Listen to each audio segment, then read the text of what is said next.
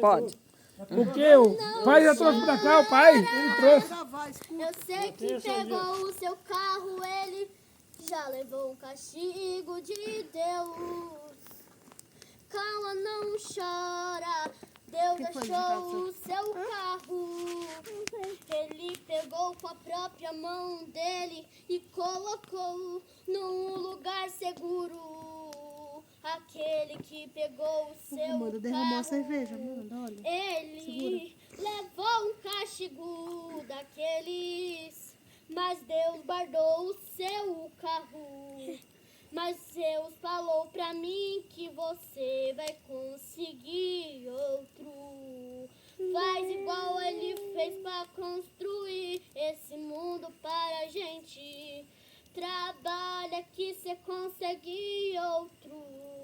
Aquele que pegou nada vai fazer.